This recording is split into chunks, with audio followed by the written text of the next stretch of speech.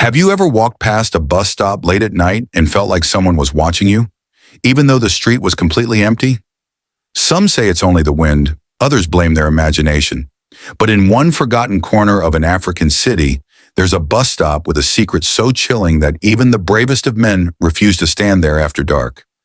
Tonight you will hear the story of the ghost at the bus stop, and once you do, you may never wait for a bus the same way again. It begins on a humid evening, the kind where the air is heavy and every sound echoes a little louder than it should. The bus stop sat on a lonely stretch of road just outside the bustling heart of the city, where the streetlights flickered like dying candles and shadows stretched unnaturally across the cracked pavement. For most people, it was just another place to wait for a ride home. But for those who knew the whispers, it was a place of dread. The story first came to light when a young man named Kelai was making his way home from work.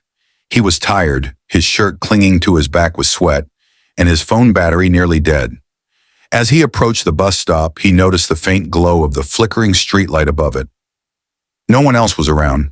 The city noises had died down, and the silence was broken only by the distant barking of dogs. He sighed, checked his watch, and sat on the cold metal bench. Minutes ticked by slowly. The road remained empty. Then out of the corner of his eye, Kelechi noticed movement. At first, he thought it was a trick of the light, but when he turned his head, he saw a woman standing at the far end of the bus stop. She wore a faded wrapper, her head slightly bowed, her arms crossed in front of her. Kelechi blinked in surprise. He hadn't heard her footsteps. He hadn't seen her arrive. One moment he was alone, the next she was there.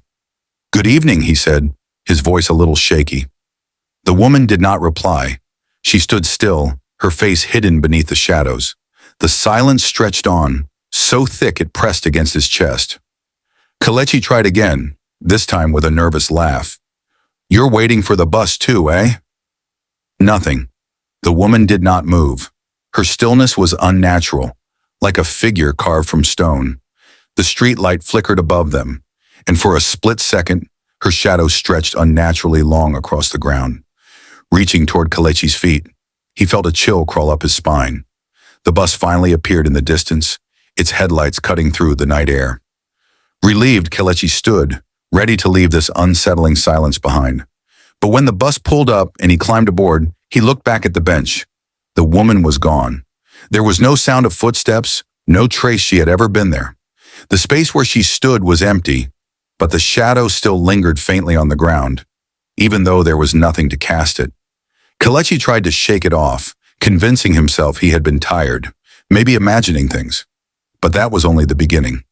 The very next night, a young woman named Ngozi found herself at the same bus stop. She was coming from evening classes, her bag heavy with books. As she approached, she noticed a man sitting alone on the bench. He didn't look up as she arrived, his hands folded neatly in his lap.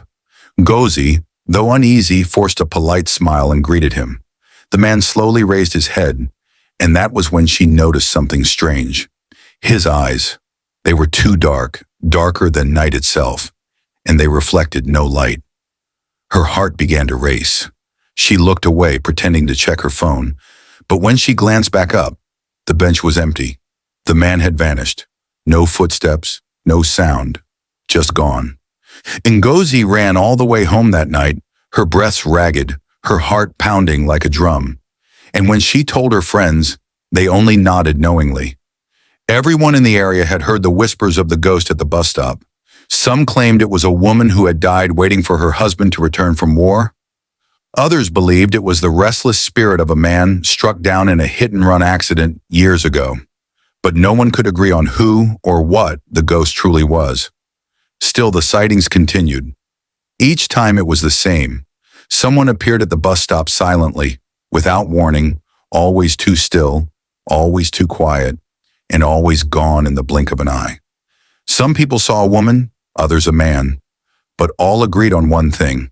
If you stayed long enough, the ghost would always appear. The government tried to dismiss the stories as superstition, but late-night taxi drivers refused to stop near the place. Even the bus drivers, hardened men who had seen it all, admitted they sometimes felt icy fingers brush against their necks when they slowed near the stop. One even claimed to have seen a pale face in his rearview mirror, sitting in the empty backseat of his bus. The ghost at the bus stop had become more than just a story.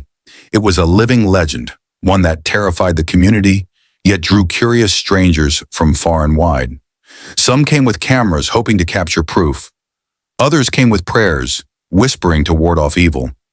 But no matter how many skeptics stood there, no matter how many brave men and women laughed at the tales, each one left with the same uneasy feeling, that they were not alone.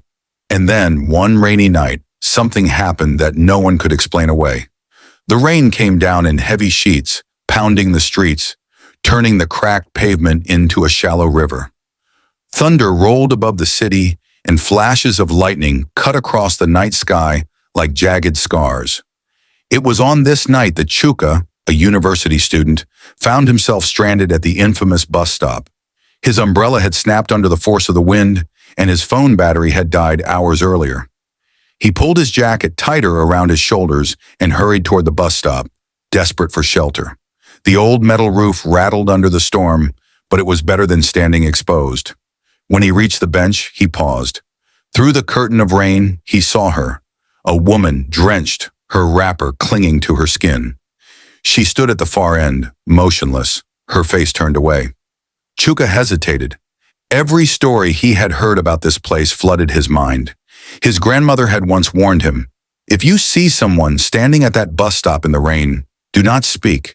Do not look twice. Just leave." But where could he go? The storm raged, the streets were deserted, and the buses were delayed. He had no choice but to wait. He sat on the bench, keeping his eyes fixed on the road ahead. The rain hammered down. Minutes passed in silence. Then slowly, he turned his head, just to check if she was still there. She was closer. His heart skipped a beat. He could swear she had been at the far end before, but now she was standing almost directly beside him, her face still hidden beneath dripping strands of hair. He hadn't heard her move, not a single step. Chuka's throat went dry. "Excuse me," he whispered, his voice trembling. "Do you know when the next bus is coming?" The woman tilted her head ever so slightly, and then he saw it, her lips. They moved, but no sound came out. Only the rain filled the silence, pounding harder, as if drowning her words. Chuka felt a chill grip his bones. He blinked against the water streaming into his eyes, and when he looked again, she was gone. The space beside him was empty, but on the wet pavement in front of him, footprints, bare, muddy footprints leading away from the stop, except they didn't stop. The footprints ended halfway across the road, vanishing into nothingness. Chuka bolted into the rain, his fear carrying him farther than his legs thought possible. He didn't stop until he reached home, breathless and soaked to the bone. And that night, as he lay shivering in bed, he swore he could still hear her, whispering just beyond his window. The news of his encounter spread quickly. Some said the ghost was reaching out, desperate for someone to listen. Others insisted she was luring people into the afterlife. But one elder in the community told a different story altogether. According to him, decades ago, a woman had stood at that very bus stop waiting for her husband to return. He had promised her he would come home on the last bus, but that night there was an accident. The bus never arrived. The woman waited for hours, through the rain, through the night, and when dawn broke, she was still standing there, lifeless. They buried her body, but her spirit never left. To this day, she waits. The legend grew darker. Some whispered that if you dared to ask the ghost a question, you would never make it home. Others said that if you tried to follow the footprints, you would vanish just as she had. And yet, people still came, some out of fear, others out of curiosity. They wanted to test the legend for themselves, but with every passing year, the sightings became more disturbing. A woman humming softly in the rain, a man with hollow eyes staring from the bench, children's laughter echoing from empty streets. One night, a taxi driver passing by swore he saw someone waving frantically at the stop. He slowed down, ready to help. But as his headlights washed over the figure, the man's arm elongated, stretching unnaturally, almost reaching the road. The driver screamed, slammed his foot on the accelerator, and never looked back. Another time, a bus conductor claimed he let a woman in at that very stop. She walked slowly, dripping water, and took a seat in the back. But when he turned to collect her fare, the seat was empty. Only a wet patch remained, as though someone invisible was still sitting there. The ghost at the bus stop had become more than a legend. It was a curse. But the story does not end there. For on one particularly stormy night, far worse than the rest, a group of young men decided to challenge the tale. They carried cameras, flashlights, and charms given by their families. They laughed, saying they were not afraid of old women's stories. They stood at the bus stop at midnight, daring the ghost to appear. At first, nothing happened.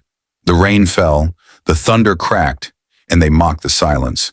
One even shouted, "Show yourself!" The laughter of the young men froze in their throats.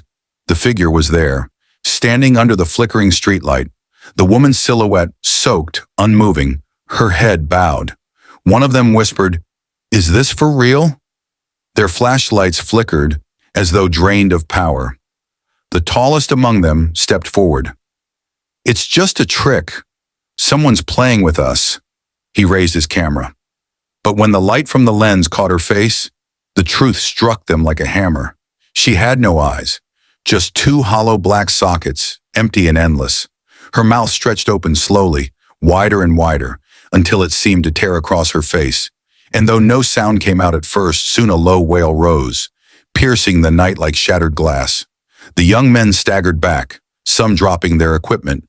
The bravest turned to run, but the footprints appeared on the wet ground before them, fresh, muddy, and leading nowhere.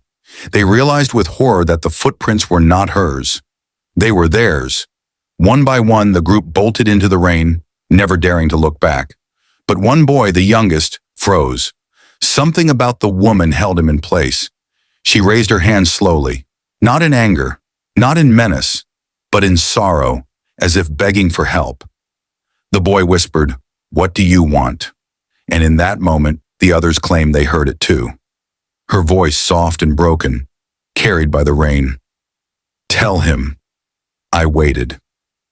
The boy stumbled away, his heart hammering in his chest. No one knew who him was, or why she still lingered. But one thing was certain. She was not just a tale. She was real. From that night on, the bus stop became even more feared. Some said they still saw her.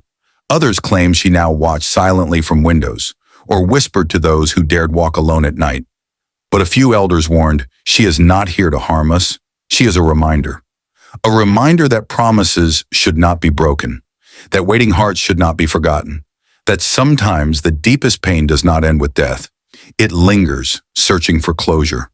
And so the bus stop remains, a place where the living and the dead meet, where shadows whisper, and where the rain carries secrets that may never be told. If you ever find yourself walking past on a stormy night, remember this. Do not look too closely, do not ask too many questions, and above all, never ever wait there alone. Because you may just find she is waiting for you. And if this story sent chills down your spine, don't forget to like this video, subscribe to Timeless Tales Africa, and turn on the notification bell so you never miss another legend from the dark corners of our world. The next story might just be the one that keeps you awake tonight.